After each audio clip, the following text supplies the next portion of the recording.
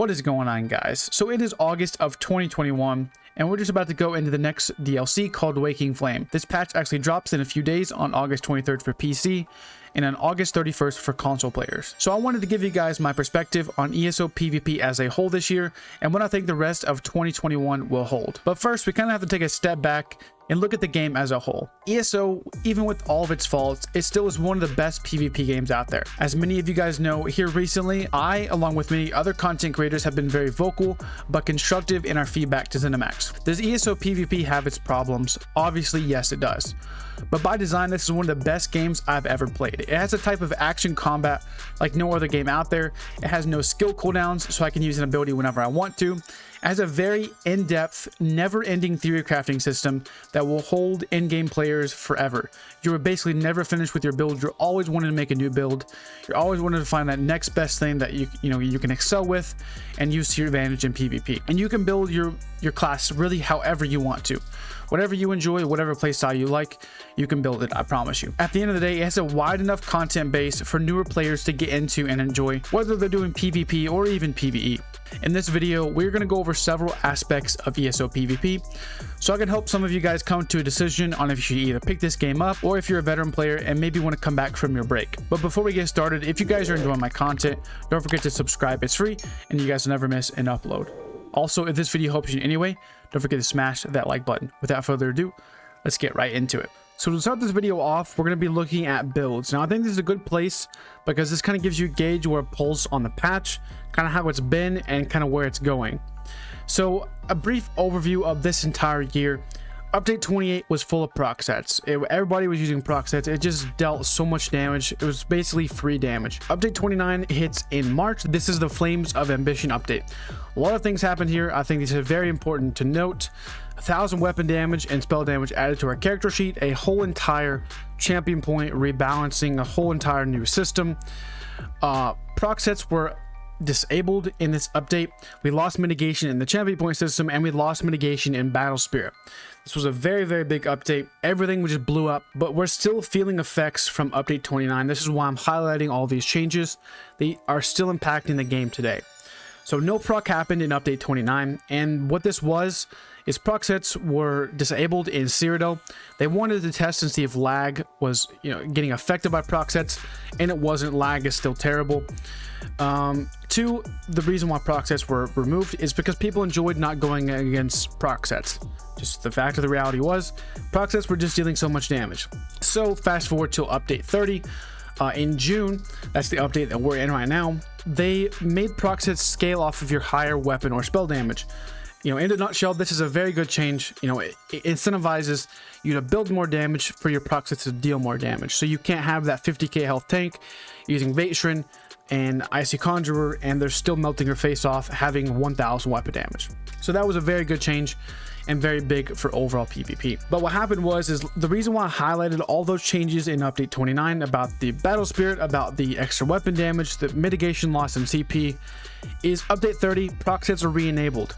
And you kind of got used to having that high damage in update 29, but update 30 hits and everything just hits the fan. Everybody has to build tanky, so everybody puts on Pariah. This is the first build we're really going to talk about. We're not going to talk about any other sets really, but it's Pariah. This was the main set that everybody ran at the beginning of the update, simply because this thing gave you so much mitigation. People were so squishy. They're still squishy now, even with Pariah on.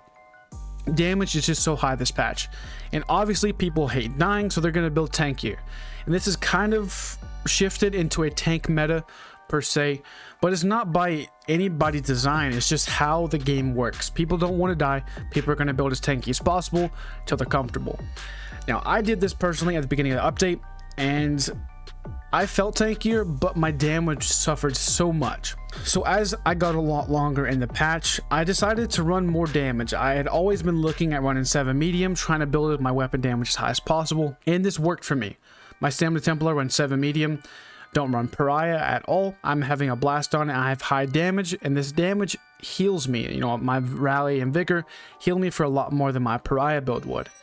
So I can roll dodge, mitigate damage that way, and then I can heal through it, and that's the main bread and butter of my build. That's what I've been running on a lot of stamina builds, whether it's Stam Blade, Stam Sork, or Stamplar, having an absolute blast. So that is the two types of builds that we're going to see going into update 31.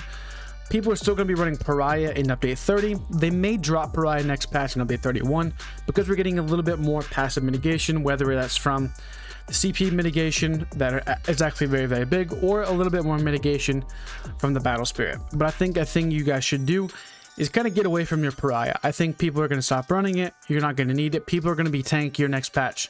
So you probably want to have a little bit more damage. That's just my 2 cents to help you guys out. Also, I kind of forgot to mention, the new sets coming out next patch are completely broken. Let's just be honest, Dark Convergence is going to be a Pug Stomper in Cyrodiil. Plague Break, it's going to be like COVID in a can, and or the Hrothgar set. It's going to add so much burst potential that doesn't scale off of your damage, so it's kind of going back into update 28 a little bit with that Hrothgar set. But anyways, this patch overall in update 31, I think it's going to be a good one. I think it's going to have a lot of diversity, but these sets are looking very, very strong. These are like Crimson on steroids that are just worse than Crimson, because they pull you in, and if you time up a Talons or a Snare or a Mobilization inside of this thing can hit you for anywhere between 15 to 20k. It's just that crazy damage. But again, it does scale off of your weapon and spell damage, so if you have low spell damage, then it's not going to be hitting as hard as it should be. I think that's a very good one to start with because it kind of gives you a gauge on what to expect next patch. So let's overall talk about balance. This one's fairly simple. Magicka is just weaker. In outnumbered PvP in Cyrodiil, Magicka is just weaker. It's just the fact of the matter. Rally is just so strong on stamina builds. Resolving Vigor is so strong on stamina builds. But I think the biggest thing is roll dodge. Having the ability to sustain all of your damage skills, your healing skills, and still be able to roll dodge, that just mitigates almost all damage. Anything that really hurts can be roll dodged pretty much. So for magic builds, for the most part, more or less weaker in 1vx. Now, there still are good in group play. They have some good utility, especially with Vicious Death. Bombers are insane this patch. Everybody's a bomber. Everybody's a bomber. It's so annoying. I almost completely forgot about it. But everybody is just bombing. It's just so annoying. You get bombed from stealth, bombed from a mile away, bombed, you know, from one person. You're just by yourself sitting on a flag, bomb. They're nerfing proxy deck quite a bit, which is honestly a good thing. It's no longer going to hit as hard as it does on a single target. So that is the overall balance. Overall, it's fairly decent. I think it's going to get better next patch in update 31 because we're getting the more hybridization of our stat sheet, like of our light armor passives, medium armor passives, passives and fighters guild, the whole 9 yards. We're getting a lot more extra buffs to magic classes, and I think we're going to be doing pretty well with magic specs next patch. So let's talk about performance. I mean, you gotta let the cat out of the bag on this one. Performance is really abysmal in Greyhost. It always has been ever since Stadia released. I don't even know when. It's been horrendous. It's been absolutely terrible. It's a lag fest. You can't hit abilities, desync on your skills. They don't fire, they don't go off. You don't hit a skill, you can't heal yourself, you can't roll dodge vigor, you can't roll dodge rally, you can't roll dodge anything with that. You get hit behind the wall after you've been behind the wall for 10 minutes. It's just not a very fun experience. I do not recommend you go to Greyhost if you enjoy PvP at all, or if you do enjoy PvP there, then you may want to check your brain. Other than Greyhost, performance has been decent, I'm not gonna lie. Other than Blackreach Prime Time, it's been pretty decent. Now, I've been doing a lot of my PvP in Cyrodiil pretty much this patch quite a bit, in Imperial City and in Battlegrounds. And Battlegrounds rarely ever lag for me. Imperial City, if it has a little bit of population in it, typically only on the weekends when there's a good chunk of people there. And then obviously Cyrodiil, it lags and to some extent. But overall, if you're not in Greyhost, this game PvP has felt pretty decent. Now, if you're a siege master, you're probably gonna lag a little bit more, but I personally don't go for sieging. I go for, you know, fighting people at their keeps, and I'll kind of go ahead or out of my way to kind of cut off people from traveling to or going to the next keep to attack it. So overall, performance has been good, I've got to admit, other than a few minor hiccups here and there, other than just the random servers being taken down ever so often, especially I guess in update 29, it was pretty big.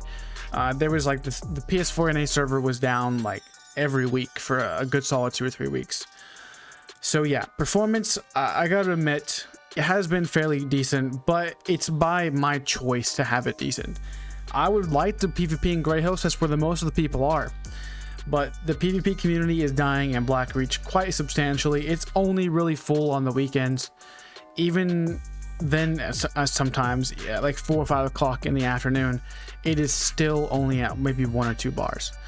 Maybe like 8 or 9 o'clock, it gets a little bit better, but it's only like that for like an hour or 2. And then it just turns into a little bit of a Zerg fest. So with those 3 topics out of the way, I guess we can answer the question, is ESO PvP good in 2021? I honestly think so. Maybe not top notch as it should be, but I'm probably going to give this like a 6 or 7 out of 10, maybe 5. It's probably somewhere in there. Probably a 6 is a good spot because it's a little bit better than halfway. Lag is annoying. It's just always going to be annoying. There's some skill delay even in low population areas. It could be the server, we really don't know. But I just don't see how ZeniMax is ever going to fix lag. It hasn't been fixed in 6 years. It'll never be fixed. We just have to accept it. So you have to kind of play around. If you don't want to lag, you kind of have to go to different spots. BGs and Imperial City are the best way to get out of lag, but it's not always populated. So Cyrodiil is a good thing to do if you don't want to lag somewhat. I guess in Blackreach, don't go to Grey House though. But if you go to Blackreach, go try to pick people off at their keep, you know, take a resource and try to draw some fights there. That's really the negatives, other than them yo-yoing every single patch. You know, they nerf something, buff something, they change this and change that. So it's just a constant cycle of every patch trying to get upgrade mats for your new build. They change one set, completely nerf into the ground, and then they add a new set like Dark Convergence, and it's just best in slot OP, basically for anything next patch. So overall, I'm looking forward to next patch. It's going to be a good patch for theory crafting. I mean, with all the hybridization changes to light, medium armor, and all the extra passives, you know, Templars got 60% spell damage and now physical penetration. DK's got physical and spell penetration on their armor passive. So it's overall some big changes coming next patch. I think I'm hoping that it's going to be a good one. So that's it for the video, guys. Definitely let me know your guys' thoughts down in the comment section below. Provide your reasoning and rationale on why you think so. But before we leave, I do want to send a special thank you to my Patrons, especially Pink. She's been my Patreon since day 1, before Patreon even existed. So I definitely want to send a special thank you to her. But all of you new guys that are here on YouTube as well, I want to say thank you to all my new subs. You guys have been killing it here lately, and I just want to say thank you. But if you guys want to go above and beyond and support me, Patreon is by far the best way.